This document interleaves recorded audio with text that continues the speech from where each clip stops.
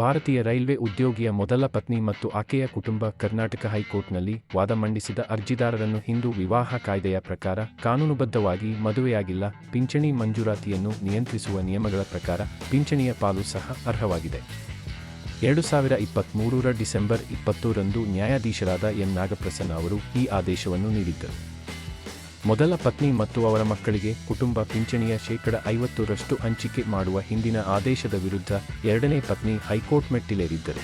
ಅರ್ಜಿಯ ವಿಲೇವಾರಿ ಬಾಕಿ ಉಳಿದಿದೆ. ಅವಳ ಹಕ್ಕು. ಮೊದಲ ಪತ್ನಿ ಮತ್ತು ಕುಟುಂಬದ ಪರ ವಕೀಲರು ಹೈಕೋರ್ಟಿನಲ್ಲಿ ವಾದ ಮಂಡಿಸಿ ಎರಡನೇ ಪತ್ನಿಗೆ ಹಿಂದೂ ವಿವಾಹ ಕಾಯ್ದೆಯ ಪ್ರಕಾರ ಕಾನೂನುಬದ್ಧವಾಗಿ ವಿವಾಹವಾಗಿಲ್ಲ, ಆದ್ದರಿಂದ ಪರಮಾರ್ಥ ಎಂದು ಪರಿಗಣಿಸಲಾಗುವುದಿಲ್ಲ ಮತ್ತು ಕಾನೂನುಬದ್ಧವಾಗಿ ವಿವಾಹವಾದ ಹೆಂಡತಿಗೆ ಮಾತ್ರ ಪಿಂಚಣಿ ನೀಡಬಹುದು. ಪೀಠವು ಉದ್ಯೋಗಿಗಳು ಅಥವಾ ಅವರ ಕುಟುಂಬದ ಹಕ್ಕುಗಳು ಯಾವಾಗಲೂ ಪಿಂಚಣಿ ನಿಯಮಗಳ ಮೇಲೆ ಅವಲಂಬಿತವಾಗಿರುತ್ತದೆ. ಯಾವುದೇ ನಿಯಮಗಳಿಲ್ಲದಿದ್ದರೆ ಪಿಂಚಣಿ ಇಲ್ಲ, ನಿಯಮಗಳಿದ್ದರೆ ನಿಯಮಗಳಿಗೆ ಅನುಗುಣವಾಗಿ ಪಿಂಚಣಿ ನೀಡಲಾಗುತ್ತದೆ. ನಿಯಮವು ಒಂದು ಅಥವಾ ಹೆಚ್ಚು ವಿಧವೆಯರಿಗೆ ಕುಟುಂಬ ಪಿಂಚಣಿ ಪಡೆಯಲು ಹಕ್ಕನ್ನು ಸ್ಪಷ್ಟವಾಗಿ ನೀಡುತ್ತದೆ ಮತ್ತು ಕುಟುಂಬ ಪಿಂಚಣಿಯನ್ನು ಮೃತ ನೌಕರನ ವಿಧವೆಯರಲ್ಲಿ ಸಮಾನ ಷೇರುಗಳಾಗಿ ವಿಂಗಡಿಸಬೇಕು. ಇದು ಮೃತ ರೈಲ್ವೆ ಸೇವಕನ ಒಂದಕ್ಕಿಂತ ಹೆಚ್ಚು ಪತ್ನಿಯಾಗಿದ್ದರೆ ಆಗಬಹುದು ಎಂದು ಪೀಠ ಹೇಳಿದೆ. ಮತ್ತೆ ಎಚ್ಚರಿಕೆಯ ಪದವೆಂದರೆ ಅರ್ಜಿದಾರರಿಗೆ ನಿಯಮಗಳು ಅರ್ಜಿದಾರರಿಗೆ ಹಕ್ಕನ್ನು ನೀಡುತ್ತವೆ ಎಂಬ ಆಧಾರದ ಮೇಲೆ ಮಾತ್ರ ಅರ್ಜಿದಾರರು ಅರ್ಹರಾಗಿರುತ್ತಾರೆ. ನಿಯಮಗಳು ಈ ರೀತಿಯ ಪರಿಸ್ಥಿತಿಯನ್ನು ಕಲ್ಪಿಸದಿದ್ದರೆ ಮತ್ತು ಕುಟುಂಬ ಪಿಂಚಣಿಯನ್ನು ಒದಗಿಸದಿದ್ದರೆ ಅರ್ಜಿದಾರರು ಕುಟುಂಬ ಪಿಂಚಣಿಗೆ ಅರ್ಹರಾಗಿರುವುದಿಲ್ಲ.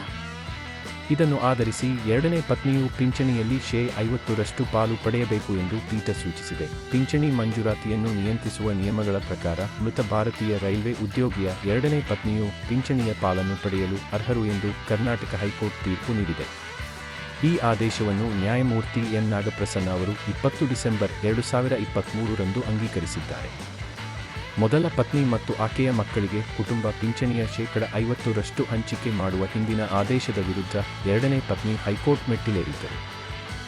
ಆಕೆಯ ಹಕ್ಕನ್ನು ಪರಿಗಣಿಸದೆ ಅರ್ಜಿಯ ವಿಲೇವಾರಿ ಬಾಕಿ ಉಳಿದಿದೆ.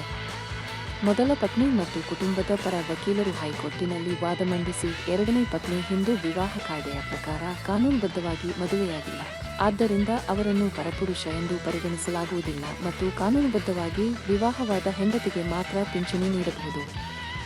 ಪೀಠವು ಗಮನಿಸಿತು, ಉದ್ಯೋಗಿಗಳು ಅಥವಾ ಅವರ ಕುಟುಂಬದ ಹಕ್ಕುಗಳು ಯಾವಾಗಲೂ ಪಿಂಚಣಿ ನಿಯಮಗಳ ಮೇಲೆ ಅವಲಂಬಿತವಾಗಿರುತ್ತದೆ. ಯಾವುದೇ ನಿಯಮಗಳಿಲ್ಲದಿದ್ದರೆ ಪಿಂಚಣಿ ಇಲ್ಲ, ನಿಯಮಗಳಿದ್ದರೆ ನಿಯಮಗಳಿಗೆ ಅನುಗುಣವಾಗಿ ಪಿಂಚಣಿ ನೀಡಲಾಗುತ್ತದೆ. ನಿಯಮವು ಒಂದು ಅಥವಾ ಹೆಚ್ಚು ವಿಧವೆಯರಿಗೆ ಕುಟುಂಬ ಪಿಂಚಣಿ ಪಡೆಯಲು ಹಕ್ಕನ್ನು ಸ್ಪಷ್ಟವಾಗಿ ನೀಡುತ್ತದೆ ಮತ್ತು ಕುಟುಂಬ ಪಿಂಚಣಿಯನ್ನು ಮರಣಿಸಿದ ನೌಕರನ ವಿಧವೆಯರಲ್ಲಿ ಸಮಾನ ಷೇರುಗಳಾಗಿ ವಿಂಗಡಿಸಬೇಕು. ಮೃತ ರೈಲ್ವೆ ಸೇವಕನ ಒಬ್ಬರಿಗಿಂತ ಹೆಚ್ಚು ಪತ್ನಿಯರು ಇದ್ದಲ್ಲಿ ಇದು ಸಂಭವಿಸುತ್ತದೆ ಎಂದು ಪೀಠ ಹೇಳಿದೆ. ಮತ್ತೆ ಎಚ್ಚರಿಕೆಯ ಪದವೆಂದರೆ ಅರ್ಜಿದಾರರಿಗೆ ನಿಯಮಗಳು ಅರ್ಜಿದಾರರಿಗೆ ಹಕ್ಕನ್ನು ನೀಡುತ್ತವೆ ಎಂಬ ಆಧಾರದ ಮೇಲೆ ಮಾತ್ರ ಅರ್ಜಿದಾರರು ಅರ್ಹರಾಗಿರುತ್ತಾರೆ. ನಿಯಮಗಳು ಈ ರೀತಿಯ ಪರಿಸ್ಥಿತಿಯನ್ನು ಕಲ್ಪಿಸದಿದ್ದರೆ ಮತ್ತು ಕುಟುಂಬ ಪಿಂಚಣಿಯನ್ನು ಒದಗಿಸದಿದ್ದರೆ ಅರ್ಜಿದಾರರು ಕುಟುಂಬ ಪಿಂಚಣಿಗೆ ಅರ್ಹರಾಗಿರುವುದಿಲ್ಲ. ಇದು BHI ಕನ್ನಡ ವಾಹಿನಿ. ದಯವಿಟ್ಟು ಲೈಕ್ ಮಾಡಿ ಮತ್ತು ಚಂದಾದಾರರಾಗಿ. ಎಲ್ಲರಿಗೂ ಧನ್ಯವಾದಗಳು.